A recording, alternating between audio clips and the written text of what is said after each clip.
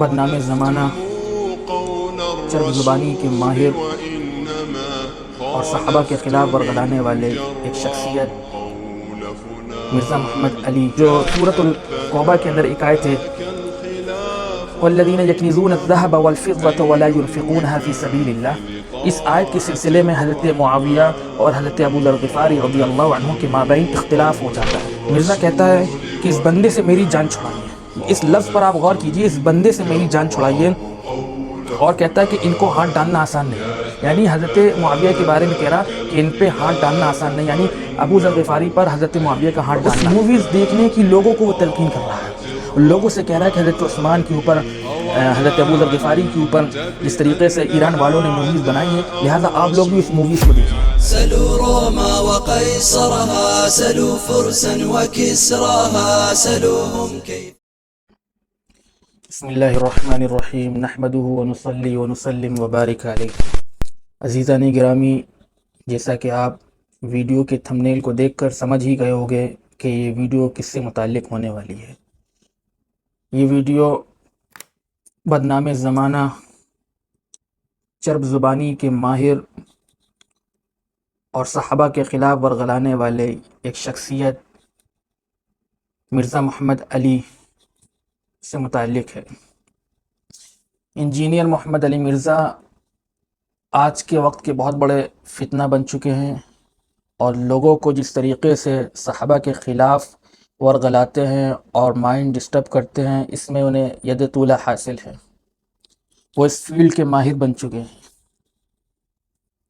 اور ظاہر سی بات ہے کہ جو انسان 2009 یا 8 سے اس فیلڈ میں لگا ہو، اور آج تقریباً 15-16 سالیں ہو چکی ہیں، تو ظاہر سی بات ہے کہ انسان اس فیلڈ کا ماہر بن جاتا ہے، اور اس کا مقصد ہی یہی تھا کہ اپنی فیلڈ میں اتر کر لوگوں کو صحابہ کے خلاف ورگلانا، صحابہ سے بدظن کرنا، صحابہ کے خلاف لوگوں کے مائنڈوں کو تیار کرنا۔ ایسے ہی ایک ویڈیو جو میرے عزیز نے بھیجی اور مجھ سے کہا کہ آپ مرزا کے خلاف بہت بولتے ہیں، تو میں نے کہا میں بولتا کیا ہوں، میں جو بھی بات کرتا ہوں دلائل کے ساتھ کرتا ہوں۔ تو کہا کہ نہیں، آپ کہتے ہیں کہ مرزا صحابہ کے خلاف رہتا ہے، تو میں نے کہا بالکل صحیح کہا، میں نے کیا غلط کہا؟ کہنے لگے کہ ایک ویڈیو میں آپ کو بھیج رہا ہوں، اس میں دیکھیے کہ مرزا کس طریقے سے ایک صحابی رسول حضرت ابو ذر غفاری رضی اللہ عنہ کے بارے میں کس طریقے سے باتیں کر رہے ہیں، اور دیکھیے کہ ان کی ویڈیو سن کر لوگ آنسو بہا دیتے ہیں، لوگ رونے لگتے ہیں۔ تو میں نے کہا ٹھیک ہے، جب میرے پاس وقت ہوگا تو میں اس ویڈیو کو ضرور دیکھوں گا۔ چنانچہ میں نے وقت نکال کر اس ویڈیو کو دیکھا، تو اس ویڈیو کو دیکھنے کے بعد میں اس نتیجے پر پہنچا ہوں کہ مرزا کس طریقے کے لوگوں کو، کس طریقے سے لوگوں کے مائنڈ کو، لوگوں کے ذہنوں کو خراب کر رہا ہے، صحابہ کے خلاف کس طریقے سے لوگوں کے ذہنوں میں زہر بھر رہا ہے۔ چنانچہ مرزا کی اس ویڈیو دیکھ کر مجھے ایسا محسوس ہوا کہ یہ بندہ اسی طریقے سے کام کر رہا ہے جس طریقے سے کسان اپنے کھیت کو پہلے تیار کرتا ہے، اس کو کھودتا ہے، اس کو سچائی دیتا ہے، اس میں پانی ڈالتا ہے، پھر اس کے بعد بیج ڈالتا ہے۔ وہ ایسے ہی مرزا کام کرتا ہے، پہلے وہ لوگوں کے مائنڈ کو تیار کرتا ہے۔ ظاہر سی بات ہے، کوئی چیز ایک دم ڈال دی جائے نا اور رکھ دی جائے تو انسان اس کو ہضم نہیں کر پاتا ہے، اس کے خلاف ورگلانے لگتا ہے، اور سمجھ جاتا ہے کہ یہ ظاہر سی بات ہے تبرہ بازی کر رہا ہے، یہ صحابہ کے خلاف ہمیں ورگلا رہا ہے۔ لہٰذا اس نے اس چیز کو محسوس کر لیا کہ پہلے لوگوں کے مائنڈ کو انڈر میں لیا جائے، ان کے مائنڈ کو پہلے اس طریقے سے تیار کیا جائے کہ وہ اس بات کو قبول کر لیں۔ چنانچہ اس نے ایک بہت بڑی تمہید باندھی، اور اس تمہید میں حضرت ابو ذر غفاری رضی اللہ عنہ کے زمانہ اسلام لانے کا پورا واقعہ اس نے بیان کیا، اور اس کے بعد تبوک کا واقعہ بیان کیا کہ حضرت ابو ذر غفاری 700 کلومیٹر، ایک تو وہ اپنی ویڈیو میں جھوٹ بہت بولتا ہے، اور جس طریقے سے اس کا دعویٰ ہے کہ میں صحیح الاسناد اور صحیح روایتوں کے سامنے رکھ کر اپنی بات کرتا ہوں، تو یہ جو اس کا دعویٰ ہے بالکل غلط ہے۔ اس نے مستدرک للحاکم کی روایت پیش کی، اور وہ روایت میں کہا کہ 700 کلومیٹر دور سے حضرت ابو ذر غفاری رضی اللہ عنہ پیدل تشریف لا رہے ہیں۔ یہ روایت میں کہیں 700 کا لفظ نہیں ہے۔ اور دوسری بات اس نے یہ کہی کہ حضرت ابو ذر کے بارے میں حضور نبی کریم صلی اللہ علیہ وسلم نے کہا تھا کہ اے ابو ذر تو پیدل آ رہا ہے اور تو اس دنیا سے جو جائے گا وہ تنہا جائے گا۔ تو یہ جو روایت ہے مستدرک للحاکم کے اندر، یہ روایت ضعیف ہے، اور جس شخص کو اس روایت کے ضعف کے بارے میں کوئی اشکال ہو تو مجھ سے الگ سے رابطہ کر سکتا ہے۔ چنانچہ اس کے بعد وہ اپنی عادت کے مطابق تبرہ کرنا شروع کر دیتا ہے، اور رو دھونے کے بعد کہتا ہے کہ میں آپ کو اس کے بعد پوری تفصیل بیان کرنے سے پہلے میں آپ کو شام لے چلتا ہوں۔ پھر وہ واقعہ سناتا ہے کہ حضرت معاویہ رضی اللہ عنہ، کیونکہ اس کی عادت ہے جب تک کہ وہ صحابہ کے خلاف تبرہ نہیں کر لینا تو اس کو چین نہیں ملتا ہے، اس کی جو باڈی ہے، اس کا جو مائنڈ ہے وہ بے قرار رہتا ہے، لہذا اس کی ہر ویڈیو میں کہیں نہ کہیں حضرت معاویہ، حضرت عثمان، حضرت علی، کہیں نہ کہیں اس طریقے کی جو متنازع شخصیات ہیں ان کو لے کر لوگوں کے مائنڈ کو ڈسٹرب کرنا، لوگوں کے مائنڈ کو ڈاؤٹ میں ڈالنا، شک و شبے میں ڈالنا، یہ اس کی عادت ہے اور اس کا یہ وتیرہ بن چکا ہے۔ چنانچہ وہ شام لے جاتا ہے، حضرت ابو ذر کے واقعے کو شام میں لے جاتا ہے، کیونکہ حضرت ابو ذر پہلے شام میں رہا کرتے تھے۔ چنانچہ وہ کہتا ہے کہ حضرت عثمان رضی اللہ عنہ نے ان کو مدینے کیوں بلایا۔ اس سے پہلے بتاتا ہے کہ حضرت ابو ذر شام میں رہا کرتے تھے، اور شام میں جو سورۃ التوبہ کے اندر ایک آیت ہے والذین یکنزون الذهب والفضة ولا ينفقونها فی سبیل اللہ، اس آیت کے سلسلے میں حضرت معاویہ اور حضرت ابو ذر غفاری رضی اللہ عنہ کے مابین اختلاف ہو جاتا ہے۔ ظاہر سی بات ہے صحابہ کے درمیان اختلاف ہوا کرتے تھے، اور کسی مسائل کو لے کر اختلاف ہو جانا کوئی بڑی بات نہیں ہے۔ اس طریقے کی امثلہ پہلے بھی یعنی خلفائے راشدین کے دور میں ملتی ہیں، حضرت شیخین کے دور میں بھی ملتی تھیں، کوئی بات نہیں ہے یہ۔ تو حضرت ابو ذر غفاری رضی اللہ عنہ کا کہنا یہ تھا کہ اس آیت سے صرف مسلمان مراد ہیں، جبکہ حضرت معاویہ رضی اللہ عنہ کا کہنا یہ تھا کہ اس آیت سے اہل کتاب بھی مراد ہیں اور مومنین بھی مراد ہیں۔ چنانچہ اس اختلاف میں کچھ تلخی پیدا ہو گئی، تو حضرت معاویہ نے مناسب سمجھا، اور ظاہر سی بات ہے حضرت ابو ذر غفاری اولین مسلمانوں میں سے ایک ہیں، چنانچہ حضرت معاویہ نے اس بات کو محسوس سمجھا کہ وہ ہمارے بڑے صحابہ میں سے ہیں، اسلام لانے میں ہم سے پہل کی انہوں نے، ہمیں ان کی عزت کرنا چاہیے، چنانچہ انہوں نے بحث نہیں کی، بلکہ حضرت عثمان جو اس وقت خلیفۃ المسلمین تھے ان کی جانب ایک خط لکھا، اور خط میں کہا کہ حضرت ابو ذر غفاری رضی اللہ عنہ سے میرا اختلاف ہو گیا ہے، اور وہ یہ ایسی ایسی باتیں لوگوں میں کہہ رہے ہیں، لہذا آپ انہیں بلا کر کچھ نصیحتیں کر دیجئے، اس بارے میں جو صحیح موقف ہے وہ بیان کر دیجئے۔ لیکن مرزا کیا کہتا ہے؟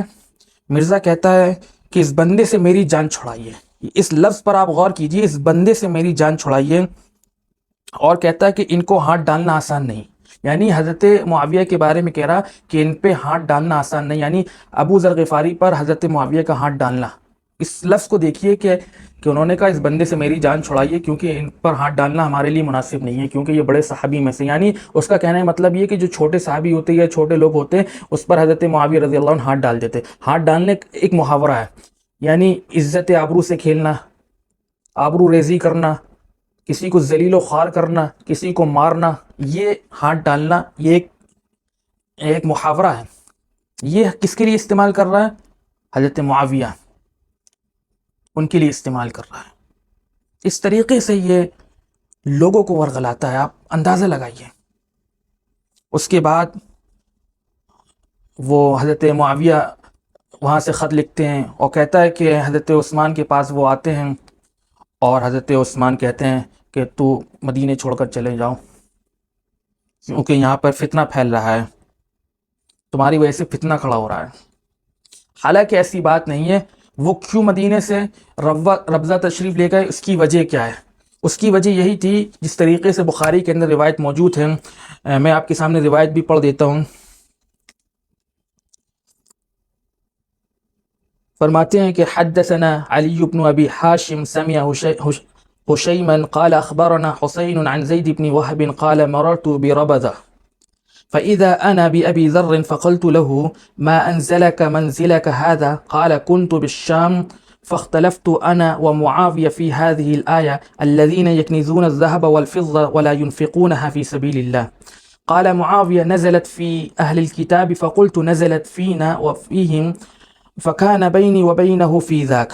فكتب وكتب إلى عثمان يشكوني فكتب إلي عثمان أن أقدم المدينة فقدمتها فكثر علي الناس حتى كأنهم لم يروني قبل ذلك فذكرت ذلك لعثمان فقال لي إن شئت تنحيت فكنت قريبا فذاك الذي أنزلني هذا المنزل ولو امر علی حبشیا لسمعت و اطعت. یہ روایت ہے بخاری کی روایت، اس کا میں ترجمہ آپ کے سامنے پیش کر دیتا ہوں.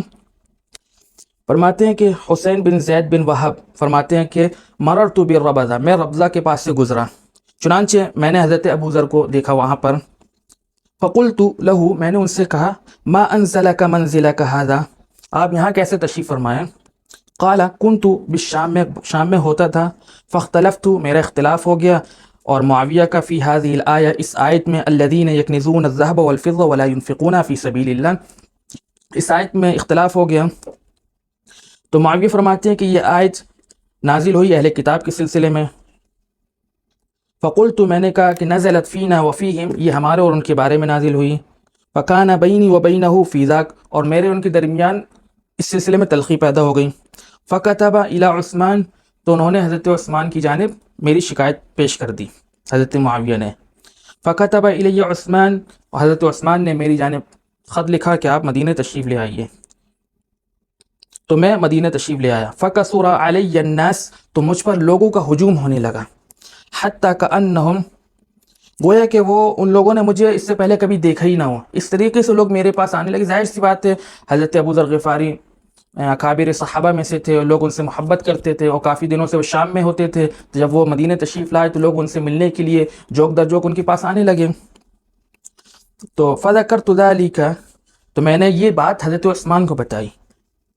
فقال علی، تو انہوں نے مجھ سے کہا ان شئت، اختیار دے رہے ہیں حضرت عثمان. حضرت عثمان یہ نہیں کہہ رہے کہ آپ مدینہ چھوڑ کر ربضہ چلے جائیں، جلا وطن کرنا، کوئی بات نہیں. حضرت عثمان خود کہہ رہے ہیں ان شئت تنحیت، اگر آپ چاہیں تو مدینہ سے چند فاصلے دور ربضہ پر تشریف لے جائیں، کہیں مدینہ سے فاصلے پر کہیں چلے جائیں.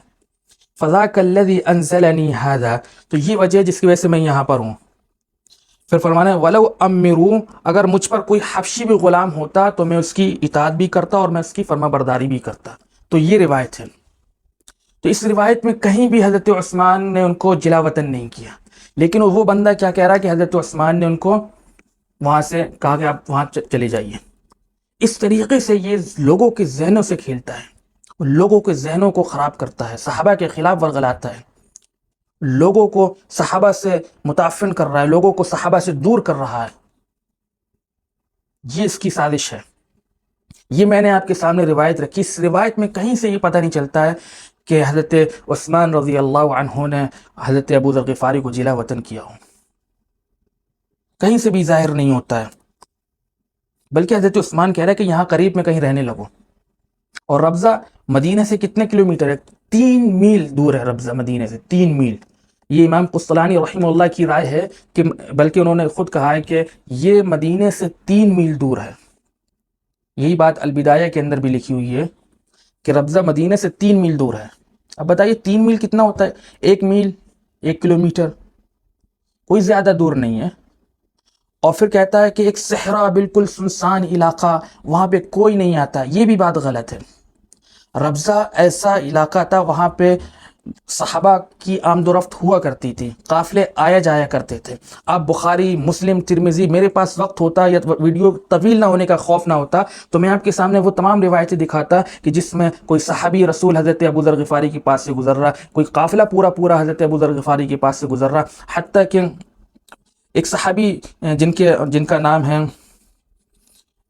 مسلم بن الاکوع، وہ تو باقاعدہ وہاں پر انہوں نے حضرت عثمان کی جب شہادت ہوئی تو وہ اس غم میں وہاں پر چلے گئے، ربضہ مقام پر تشریف لے گئے وہاں پر، اور وہاں پر انہوں نے شادی بھی کی، وہاں کی کسی خاتون سے انہوں نے شادی بھی کی. اب بتائیے اگر وہ سنسان علاقہ ہوتا تو وہاں سے کس سے شادی کرتے وہ؟ وہاں انہوں نے شادی بھی کی ہے اور شادی کے بعد انہوں نے وہاں پر ان کے بچے بھی ہوئے ہیں. اور اسی طریقے سے ایک اور روایت میں آتا ہے کہ حضرت ابو ذر غفاری جب ربضہ مقام پر پہنچے تو ایک حبشی نماز پڑھا رہا تھا، تو لوگ وہاں نماز پڑھ رہے تھے، لوگوں نے دیکھا کہ حضرت ابو ذر آ رہے تو وہ حبشی پیچھے ہونے لگا، تو کہا کہ نہیں، اگر کوئی ہاتھ کٹا بھی نماز پڑھائے گا تو میں نماز پڑھوں گا۔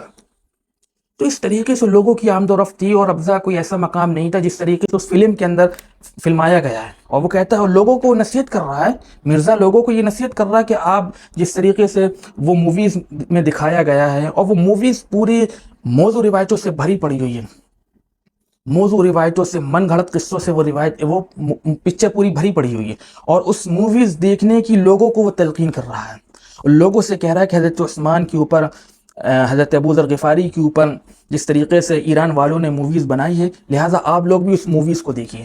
حالانکہ اس موویز کا اتنا سا ٹکڑا میں نے صرف دیکھا، اتنا سا ٹکڑا جو حضرت ابو ذر غفاری رضی اللہ عنہ کی تاریخ پر، ان کی سیرت پر بیسڈ ہے، تو میں نے اتنا سا صرف حصہ دیکھا، اس میں اتنی غلطیاں، اتنی اغلاط آ گئی ہیں کہ میں آپ کو بیان نہیں کر سکتا، اور من گھڑت روایتوں سے وہ استدلال کر رہا ہے کہ ابو ذر دنیا میں آیا ہے، تنہا جائے گا اس دنیا سے، حالانکہ یہ روایت ضعیف ہے۔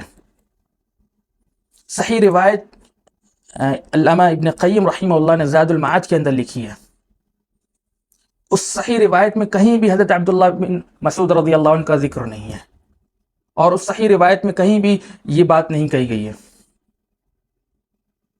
بتائیے، اس طریقے کی باتیں مرزا کرتا ہے، لہذا میری آپ لوگوں سے یہی درخواست ہے کہ مرزا کو سننا چھوڑ دیجئے۔ وہ کس طریقے سے آپ کی ایمان کو سلب کر لے گا، آپ کو محسوس بھی نہیں ہوگا، اور کس طریقے سے آپ کے ذہنوں میں صحابہ کے خلاف نفرتیں بھر دے گا، اس بات کا بھی آپ کو اندازہ نہیں ہوگا۔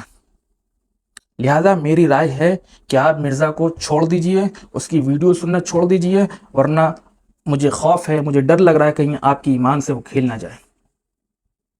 باتیں تو بہت زیادہ ہیں، انشاءاللہ اس کی ہر بات پر انشاءاللہ جب موقع ملے گا اور ایسا محسوس ہوگا کہ لوگ اس ویڈیو سے متاثر ہو رہے ہیں، تو انشاءاللہ میں ان تمام ویڈیو پر آپ کے سامنے آؤں گا، اس کی ویڈیوز لے کر۔ بس یہی بات آپ کے سامنے عرض کرنی تھی۔